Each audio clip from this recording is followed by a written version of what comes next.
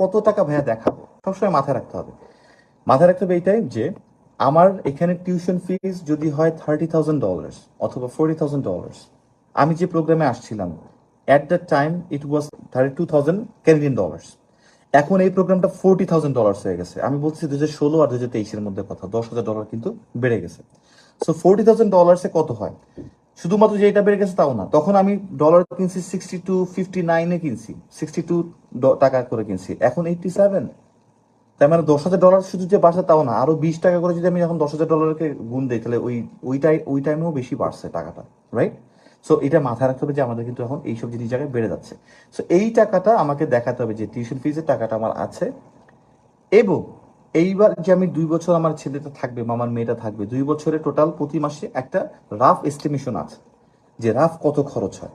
আমি যদি ক্যানাডা থাকতে চাই, আমার রাফ কত খরচ হতে পারে প্রতি মাসে। তো দেখা যাচ্ছে যে স্টুডেন্টরা যারা, তাদের তো ওরকম ফ্যামিলি বাসা নিয়ে থাকতে হয় না, ছোট একটা রুমে থাকতে হয়, $400-500 মধ্যে হয়ে যায়। সিটি টু সিটি ভ্যারি করে, আবার টরন্টো এক রকমের, টরন্টো তো অনেক এক্সপেন্সিভ, উইন্ডসরে আর এক রকমের, হ্যামিল্টন আর এক রকমের, এক একটা এক এক রকমের।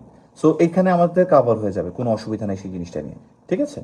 এই সেকেন্ড প্লেয়ারে যেটা করতে হবে যে বাসা ভাড়াটা আমার যদি এরকম থাকে প্রত্যেক 24 মাসে আমি কতটুকু করতে পারবো, এটা আমাকে কিন্তু খুব ইম্পর্টেন্ট ভাবে দেখাতে হবে যে 20 ঘন্টা আমি কাজ করছি সেটা জন্য আমি দেখাবো তা না।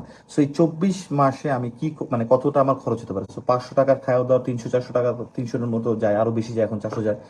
তারপরে থাকা খাওয়া সবকিছু মিলে আমি যদি ধরি মাসে $1,000 তার থাকা খাওয়ার খরচ আছে। তো এই টাকা কিন্তু আবার ওদেরকে ফেলে রাখা যাবে না যে এই টাকা তো ও ওখানে পার্ট টাইম জব করে দিবে, না না না না, এটা বলা যাবে না। পার্ট টাইম জবের উপরে ওকে রিলায়েবিলিটি দেখানোই যাবে না। তো ওকে দেখাতে হবে যে ঠিক আছে $40,000 হচ্ছে তার টিউশন ফিস, এবং এই 24 মাসে $24,000, তাহলে $60,000 এর মতো, $60,000 এর মতো তার খরচ হবে। তাহলে যদি আমি এখন 90 করে ধরি, 6 এবং 54, 54 লাখ টাকা, 54 লাখ টাকাতে ধরো আমার যদি 50 থেকে 54 লাখ টাকা হলো আমার একেবারে ওর যা যা লাগতেছে সেই খরচ, কিন্তু টিউশন ফিস, থাকা খাওয়ার খরচ, যা যা লাগতেছে।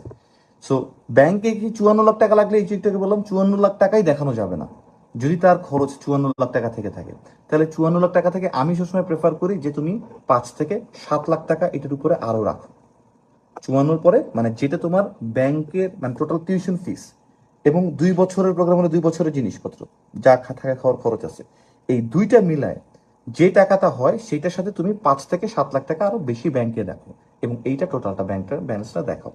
এখন যদি তোমার টিউশন ফিস হয়ে যায় যে 40,000, না ভাই আমার টিউশন ফিস তো ভাই 25,000, $15,000, ঠিক আছে, তাহলে $15,000 এখান থেকে মাইনাস করো, ইটস ওকে। তাহলে আন্ডার গ্রেডে যারা আসবে ব্যাচেলর ভাই, তাদের তো 4 বছরে, তাহলে 4 বছরের পুরো খরচটা এবং 4 বছরের পুরো টিউশন ফিসটা সবই কি দেখাইতে হবে? এটা তো অ্যাবসার্ড হয়ে যাবে, এটা তো 1 কোটি টাকার উপরে চলে যাচ্ছে, সবাই তো এটা পারবে না। হ্যাঁ, সেই ক্ষেত্রে তোমার ইনকাম, এইটা আমি ভালো করে মাথায় রাখো, সেই ক্ষেত্রে তুমি 2 বছর পর্যন্ত তুমি যে অ্যামাউন্ট হয় সেটা ব্যাংকে দেখাতে পারো, 2 বছর পর্যন্ত দেখাতে পারো। তবে তবে তোমার ইনকাম সোর্সটা আছে একটা হ্যান্ডসাম অ্যামাউন্ট প্রতি মাসে আসতেছে, সেইটা এই ক্ষেত্রে বড় করে দেখাইতে হবে, এটা কিন্তু মাথায় রাখতে হবে। কারণ 2 বছর হতে হতে তোমার এখানে যে ইনকাম সোর্সটা আসছে তুমি তারপরে 2 বছর অ্যাফোর্ড করতে পারবে। কারণ আন্ডার গ্রেডের ক্ষেত্রে আবার কিছু জিনিস আছে, যেমন কোঅপ, আমরা যেমন ইন্টার্নশিপ করি না, এরকম কোঅপ কিছু প্রোগ্রাম আছে, 2টা বা 3টা হাইয়েস্ট পর্যন্ত দেয়, আরো বেশি দিতে পারে আমি শিওর না, কিন্তু 3টা পর্যন্ত হাইয়েস্ট আমি যতটুকু জানি দেয়। কোঅপ হচ্ছে এমন একটা জিনিস, ধরো তোমার 4 মাসের এটা পড়াশোনা করা লাগবে না, তুমি 4 মাসে একটা অর্গানাইজেশনে কাজ করবা এবং সেখান থেকে সার্টিফিকেট দেবে এবং ওইটার ক্রেডিট জমা হবে, তুমি টাকাও পাবা। এবং এখানে প্রচুর পরিমাণ অর্গানাইজেশন আছে যারা এখানে ওই মানে আমাদের যেরকম বিডি জবস আছে না, এখানে এরকম আছে, যেমন তুমি এখান থেকে কি আমি যেমন লিঙ্কডিনে খুঁজি, লিঙ্কডিন তো সব জায়গায় মোটামুটি আছে, ইনডিড খুব কাজ করে, মনস্টার্স আছে, অনেকগুলো মানে জায়গা আছে যেখান থেকে তুমি জব খুঁজতে পারো কানাডাতে। তোমরা বাংলাদেশেও সেই জায়গা থেকে জব খুঁজতে পারো, ঠিক আছে? তো সেখান থেকে তুমি দেখতে পারবা যে অনেকগুলো অর্গানাইজেশন যারা কোঅপ অফার করে, যে কোঅপের জন্য তুমি এখানে আসতে পারবে। কারণ ওরা 4 মাসে নেয়, ওরা পার্মানেন্ট করতে যায় না, একটা অর্গানাইজেশন পার্মানেন্ট করতে গেলে তো অনেক ঝামেলা আছে।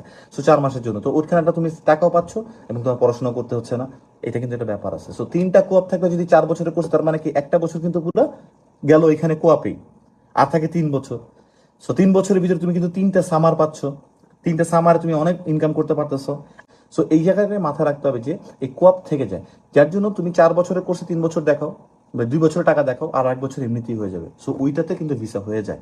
তোমার 4 বছরের জন্য এমন না যে 4 বছর ভাই আমার $60,000 তো আমার টিউশন ফিজই লাগতেছে, বা $65,000, আর 4 বছর থাকতে খাইতে তো ভাই আমার 4 × 48,000, তাহলে তো আমার $1,00,000 উপরে যাচ্ছে, ধরো এরকম, বা আরো কিছু বেশি যেতে পারতেছে। তো সেই ক্ষেত্রে আমি কি সব দেখাতে পারবো কিনা? হ্যাঁ, যদি দেখাতে পারো, আমি বলতেছি না দেখাতে পারো, যদি দেখাতে পারো, দ্য মোর দ্য বেটার।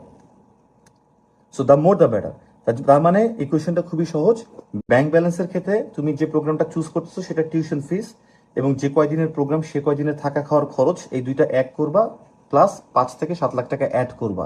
এটা তুমি পুরোপুরি টাকাটা তুমি দেখাবা যে আমার এই কয় টাকা আছে।